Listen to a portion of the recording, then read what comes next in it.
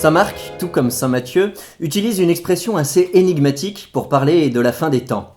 Je le cite au chapitre 13. « L'abomination de la désolation, installée là où elle ne doit pas être, que le lecteur comprenne. » Face à cette invitation de Saint Marc, cherchons à comprendre ce que signifie cette abomination de la désolation.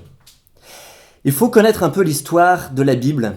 Au IIe siècle avant Jésus-Christ, un roi de l'Empire grec, un roi séleucide, le roi Antiochus Épiphane, envahit Israël. C'est une razzia absolument fantastique, le pillage du temple est complet, c'est la fin. C'est la fin, et saint Marc utilise cette même expression que celle employée dans le Nouveau Testament pour décrire cet événement, l'abomination de la désolation. Saint Marc compose son évangile un peu avant 70. 70, vous savez que c'est l'année de la destruction du temple, du pillage et de la destruction de l'ensemble de Jérusalem par Titus, par les Romains. Saint Marc invite donc les Juifs de son époque à faire le lien entre ce qui ne va pas tarder à arriver et ce qui s'est passé il y a 250 ans. 70, c'est une profanation du sanctuaire définitive.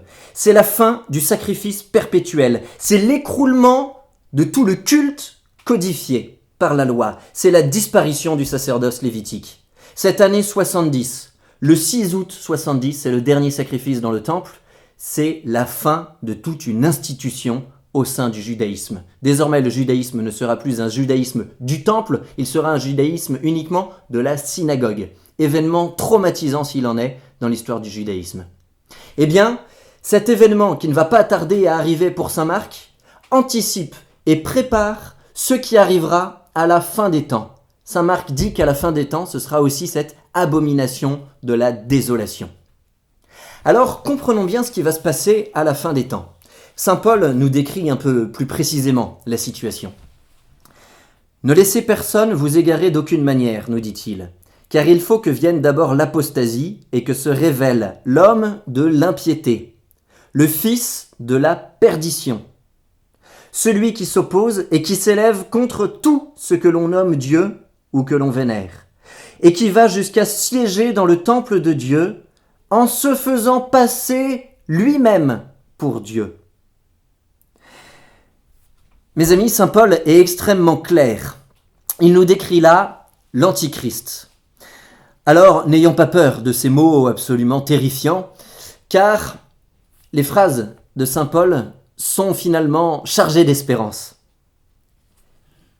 Alors, continue-t-il, sera révélé l'impie que le Seigneur Jésus supprimera par le souffle de sa bouche et fera disparaître par la manifestation de sa venue.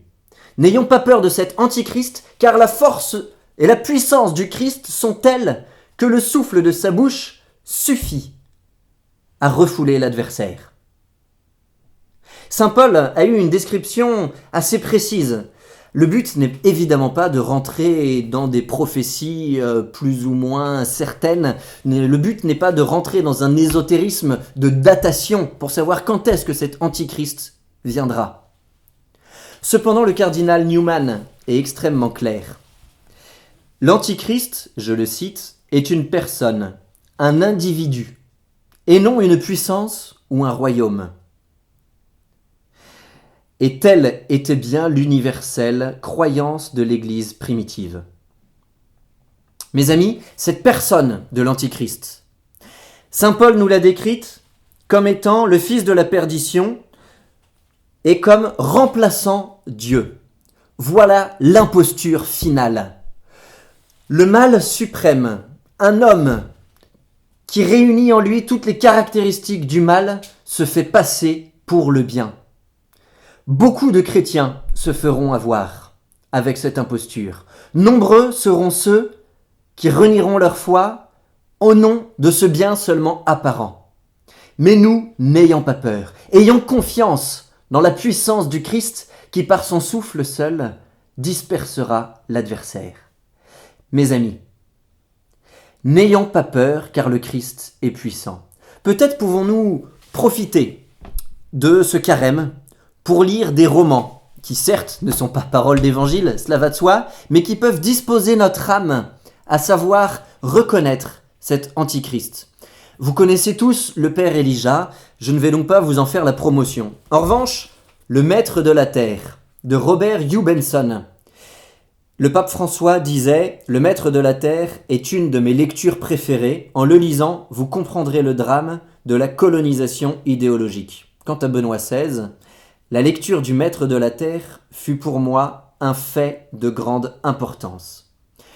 Ce n'est qu'un roman, certes, mais dans lequel il nous décrit, avec une grande précision, avec une grande vue d'esprit, cet antichrist. Un homme extrêmement séduisant. Nombreux seront ceux qui le suivront. Alors pour nous, que faire ? Eh bien, profitons de ce carême pour retrouver les 3 blancheurs conseillées par Saint Jean Bosco. Vous les connaissez. La première, la Sainte Vierge. La Sainte Vierge, elle qui a enfanté le Christ, eh bien, qu'elle puisse enfanter son Fils dans nos âmes, afin que nous le reconnaissions lorsqu'il reviendra dans la gloire. La deuxième blancheur, évidemment, l'Eucharistie. Que la présence du Christ dans le tabernacle nous manifeste, nous rende plus palpable la venue du Christ en gloire dans le monde à la fin des temps pour vaincre cette imposture finale. Et enfin, la troisième blancheur, surtout dans ces temps difficiles, le pape. Restons unis au pape. Profitons de ce carême, et peut-être spécialement aujourd'hui, pour réunir ces 3 blancheurs en une seule. Allons devant le Saint-Sacrement et prions la Sainte Vierge à l'intention du pape, afin qu'il sache mener la barque de l'Église jusqu'à la fin des temps, jusqu'à la venue du Christ en gloire, vainqueur de l'imposteur.